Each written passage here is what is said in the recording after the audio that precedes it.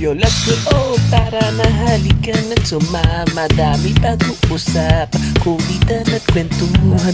Ano pang hinihintay mo? Sama-sama tayo dito sa Juna Podcast. So welcome sa panibagong episode ng Juna Podcast. At kasama natin ngayon, meron tayong bagong kasama. Pakilala ka naman. Hi, ako nga pala si Jay. Jay? Jay as in Jay. Jay. Hello Jay, magandang gabi. Kamusta naman ang iyong gabi? So far, medyo maraming realizations. Uy, realizations. And by the way pala, meron na tayo katabi dito. Anong pakilala ka? Gerald. GBC ang pangalan mo? Ayun nga pala. I'm GBC. GBC. Speaking of realization, unahin natin si GBC. GBC, realization lang, pag narinig mo yung word na realization, ano yung top of your mind? Realization, habang tumatanda ka, lumiliit yung circle of friends mo. Lumiliit, good thing ba yan? Yeah, good thing yan. Since, nalalaman mo yung mga tunay at totoo. Sa pagliit, nawawala yung lang, lumilipas. Yes. Maganda ang realization mo, GBC. Thank you. Balik tayo kay Jay. Jay, realization. Yan, di ba? Anong mo? Jay lang. Acronym mo. May J, ka pa eh. Jay na lang. Hayaan natin siya. Huwag mong Yung unang may P pa. Di ba? Jay lang. Jay lang. Okay na yun. Just call me Jay. Okay, Jay. Realization. Marami ba yan? Realization? Marami, pero if isusuma total mo lang, yung the more na mas mahigpit kang kumakapit, mas masakit. Pero try mo lang bumitaw. Ang sarap pala sa pakiramdam. Oh, parang sarap magbigay ng follow-up question, no? Medyo maganda magbigay ng follow-up question. Himay-himayin natin. Kapag kumapit ng mahigpit, tama ba? Kapag kumapit ng mahigpit, kapag bumitaw, masakit, tama ba?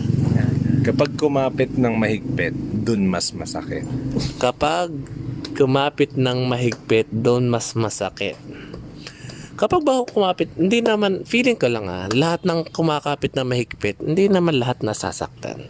Yung pagkakahimay, anong masasabi mo din, GBC?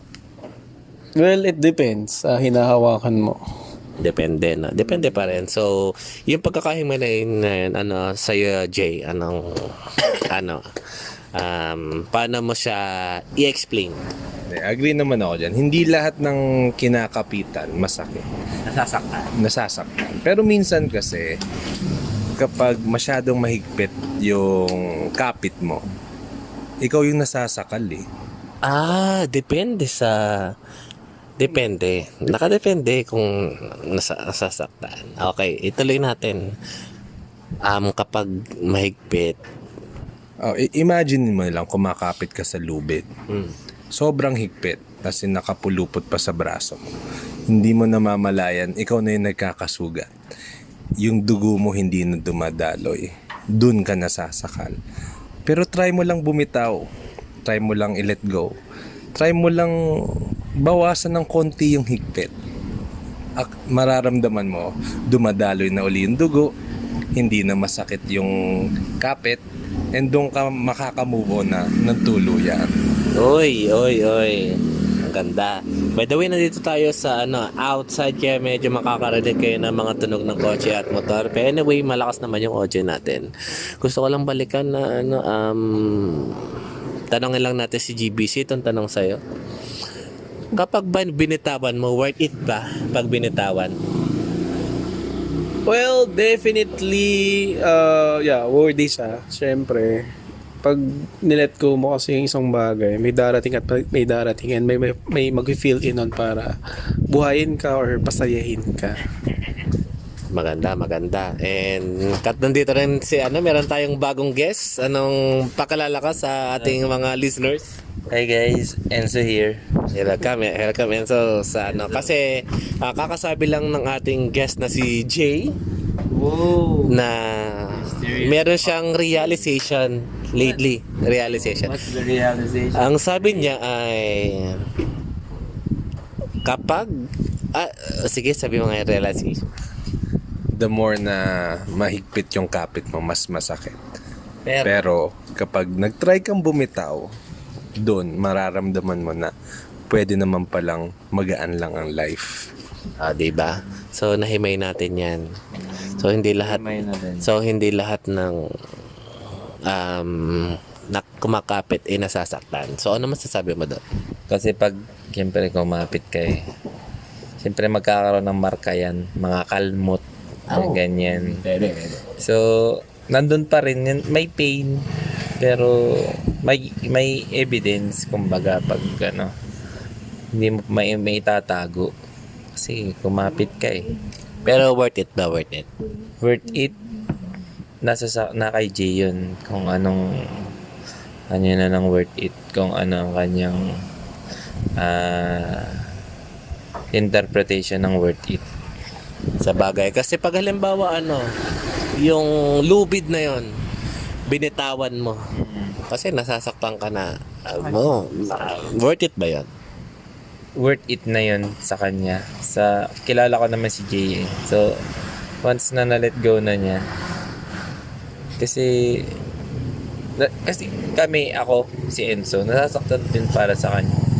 Nakakapit din kami sa lubid kaming mga kaibigan. Kami mga kaibigan. Sige. Kaibigan niya.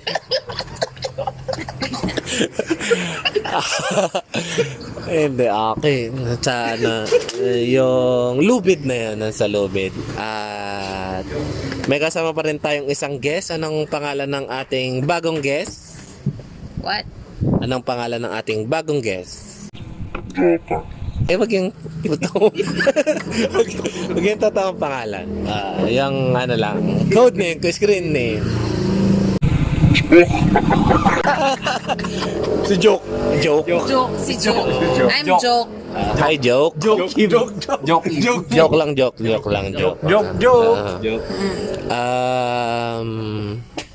Joke, ano ba? Life is a joke pa. Yeah. Life is a joke. Mm. Meron. Oh, yeah. Balikan natin ang realization ni Jay na ang sabi niya is Publikan natin kasi kapag magsaseta kayo kasi tututok ko to eh. Sige. Tutok mo lang. Okay. GBC, okay ka lang dyan? Yes. Yes. Kapag daw ano sabi mo? Meron siyang realization eh. Kapag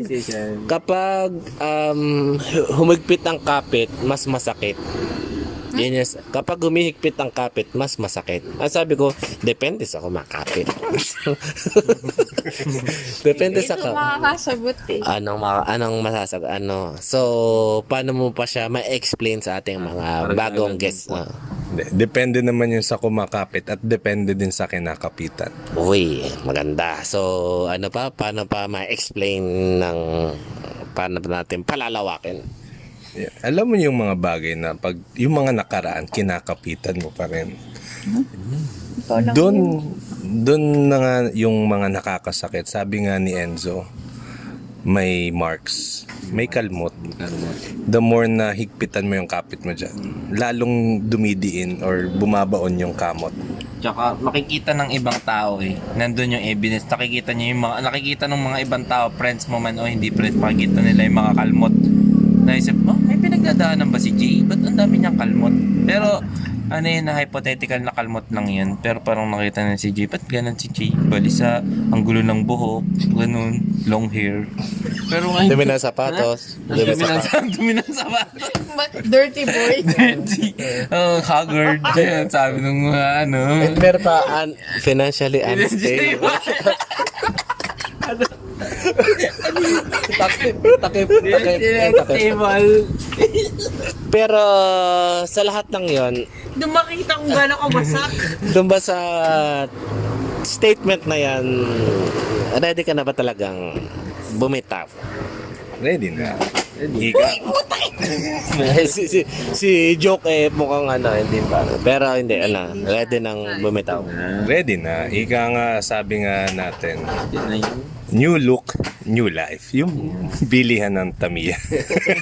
New life, mapapabili ka ng Dynamo dyan mapapabilis ka pag bumili ka ng So anong sa new life? So madadagan na new life, new look, new year. New Year, yan. Oo. 2025 na. 2025 na. So ano mga plano? Mahirap magsimula. Ikaw ba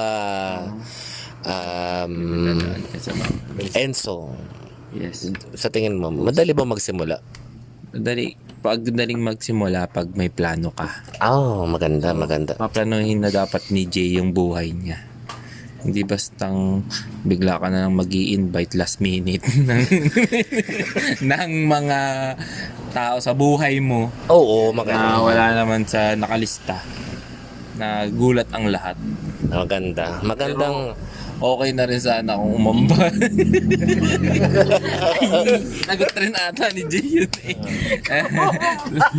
Nagot din ata ni Jay Ay, yun nga, di ba, financially unstable siya. Sagot din, pwede natin siyang sagutin. Pwede nga siya mangutang sa amin. Friend siya kami, mangutang siya sa amin. kami ang bahala sa'yo. Oo, pwede siyang mangutang sa amin. Basta magsasabi lang siya, malay ba namin kung ano. Magsabi lang siya kay GBC at si Kay GBC. walang problema. Tsaka nagpapaagaw. So anong masasabi mo, GBC? Well, take courage to for a first step. Mahirap talaga. So, Kasi I mean, may fear ka talaga na magsimula sa umpisa. And then, eventually, once na nakakapa mo na siya, nalalaman mo na yung process and everything, yun, dun mo na natututunan na magmahal ulit Uy. or magsimula ulit. Ganun siya. maganda. Sa una lang naman talaga yan. So, sa tingin mo ba, mahirapan ka magsimula, Jay?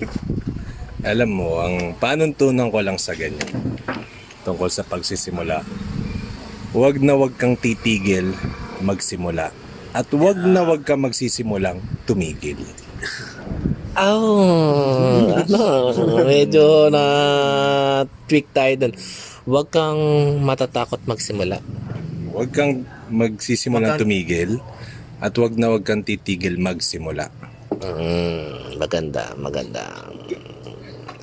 Talagang focus tayo sa new look, new life, new year. Talagang maganda. Talangin natin si Joke. Ano natin sa ano ang masasabi niya sa new look, new life, new year. Mas okay yun kesa yung magstay ka dun sa kung ano yung nakaraan mo na hindi maganda. And magsimula ka na ayusin mo yung life mo for the coming 2025 kesa yung magsistick ka pa rin dun sa kung ano yung kinagisnan mo kasi maganda hindi maganda, kumbaga parang it's not the best way to start the year na yung previous life mo is nandyan pa rin na minumulto ka, diba? Sa tingin mo ba, yung pangit lang iiwan mo? Paano yung mga magagandang bagay, Jay? Hindi. Sa mga pangit na nangyari, learn from it. Sa magagandang nangyari, cherish it. Cherish it. May something, no? May tatanong ako kay Jay. Ulit. May tatanong ako. Kasi doon sa nabanggit niya na ano nga yan, yung mga pangit, learn from it. Yung mga magaganda, cherish it. Ang tanong ko naman dyan, yung bang maganda na naranasan mo, i-cherish mo kahit alam mong hindi totoo. Uy, chunky. Para sa akin yun yung para sa perspective from the outside, hindi ko alam. No judgment. No judgment here. I'm just a concerned friend. who is financially stable. Unlike him, is according to some people, hindi siya financially stable. Parang i-cherish mo pa rin ba? At out of love to kung sinasabi ko, i-cherish mo pa rin ba kung hindi naman totoo. Para namang yun lang. Before mag-answer si Jay, tanongin natin muna yung side ni GBC. Anong i-input mo? Yeah, well, agree naman ako dun sa sinabi ni Jay. Enzo, sino ba? Jay nga. Ano, Jay? Enzo. Jay nga. Hindi, Enzo. Enzo. Na learn from it sa mga pangit and cherish it sa mga maganda. So, ang akin naman, sa mga pangit is, gawin mo siyang stepping stone para mapaganda. And then from doon sa mga maganda man nangyari sa buhay mo, is lalo mong pagandahin. And i-share mo yun. Or share mo sa mga tao mo, sa mga kaibigan mo, sa mga pamilya mo na ito yung mga magandang nangyari sa buhay ko na pwede kong i-share sa inyo. I-share ko yun. Parang share your blessings. Para sila, ma-lift up mo din, matutunan nila na paano ka naging ganito. Doon sa mga bagay na pinapangarap mo, na minsan pangarap din nila. Uy, maganda. Tanong naman natin si Joke. What? Sa yung mga pangit na nangyari magandang nangyari, learn and cherish. So anong masasabi mo doon? Doon sa mga pangit na nangyari naman sa akin before is you really have to share it to the people na close to you, or not even, it's okay if not even close to you, pero it's part of being kumbaga parang I really can't say, pero dapat naman talaga is i-share mo yan sa if you really are concerned with other people na kakilala mo man o hindi, kailangan mo siyang i-share para hindi alam mo yung ma-repeat yung mga parts ng life mo na naging failure for you, para hindi sila mag-aaksaya ng oras na maging failure. Tama. Kumbaga para maging mas ahead sila. I-share mo yung kung ano yung failure mo para matutunan nila kung ano yung talagang dapat na tama, dahil you have experienced that same thing sa life mo. Yeah. Sa tingin ko rin pwede mo rin i-share kasi baka kung sasarilihin mo lang, sasabog ka baka hindi mo makayanan, and alam mo naman kung sinong tamang tao para sabihin. I can share it. So, sa lahat ng yon, ilang araw na lang mag-2025 na. Sa palaki mo, ready ka na ba, Jay? Sa new look, new life, new year. Oo naman. Yan ay isa sa mga bagay na in-embrace ko na. At nilulook forward ko sa darating na new look, new life, new year. Meron ka bang mga dapat nang iwasan kayong new look, new life, new year? Siyempre, unang-una, iwas na tayo sa stress, toxic friends, bawas na tayo dyan. Fake friends, bawas na tayo dyan. Toxic. Sabi nga ni GBC kanina, habang tumatanda ka, lumilit yung circle mo. So, totoo yun. The more na nagiging maliit ang circle, ibig sabihin, mas quality na yung circle. I-eliminate na yung hindi dapat nakasali doon sa Ikikip mo na lang kung sino yung dapat ikip. Willing ka ba na marami ka nang tanggalin sa circle na yon? Oo naman, kasi nakilala mo na lahat in the past 30 plus years ng buhay mo. And alam mo na kung sino yung gusto mong ibigay yung sarili mo. yan, napakaganda ng ating sharing today at talagang marami tayong natutunan sa ating mga guests. Ngayon, natatawa si GBC GBC, ano ba ang final message mo kung sa mga nagplaplanong baguhin ang buhay ngayong 2025? So, first of all, syempre, seek kayo ng guidance sa taas, syempre. Siya naman yung laging mag-guide sa inyo. And, laging nasa tama yan. Kaya, righteous choice, diba? And, huwag kayong mabahala na if may mga struggle kayo or may mga problems kayo. It's a part of life. So, parang kinoconstruct lang kayo ni Lord para mas gumaling kayo sa isang bagay or may hinahanda saya para sa iyo sa mas bigger opportunities, career, love life.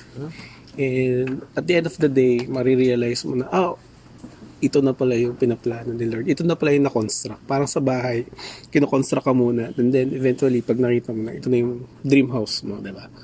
So, ganun siya. Ganun siya magplano. May problema muna, hindi smooth, and may mga struggle siya. And syempre, may embrace mo yun. Kaya, lagi ka lang dasalin. Be very thankful ka lagi sa mga blessings mo sa buhay. Parang ibang-iba na ang perspective ng ating guest na si GBC. Siguro mga 5 years ago, baka ibang nasabi nito pero Ang pinag-mature niya. malaki na. pinagsabi So, ni GBC. tanong naman natin si Enzo sa anong masasabi mo sa mga gustong magbago ngayong new look, new life, new year. Ngayong 2025, syempre, new look, new life, new year na tayo. So, ang maipapayo ko lang sa mga kaibigan ko, syempre, lahat dyan may sari-sariling success story. So, ang maipapayo ko lang sa kanila is, syempre, mata sa lupa. Ay, baliktad. Mata sa langit, paa sa lupa. Ayan. So, kung i-analyze mo yung sinabi ko, syempre, parang mataling haga.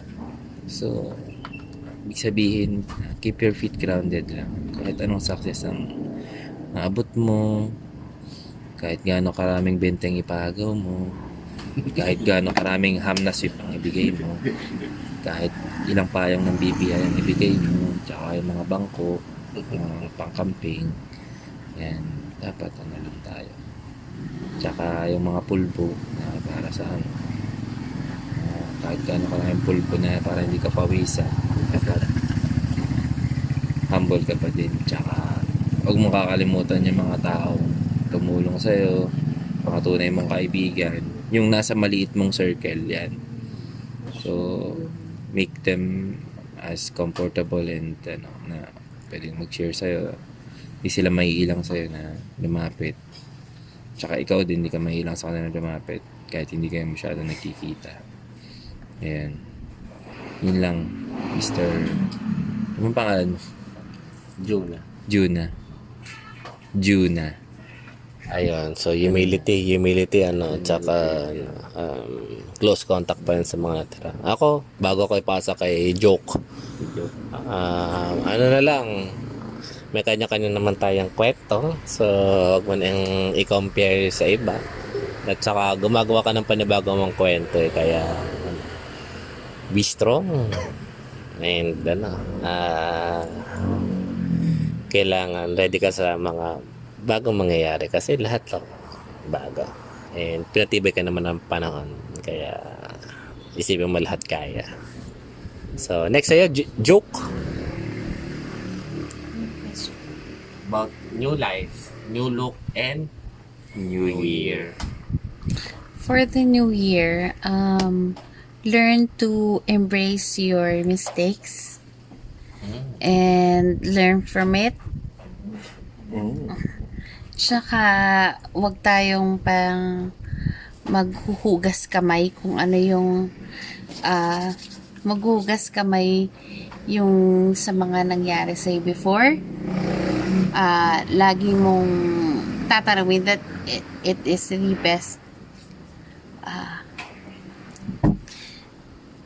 best lesson sa life.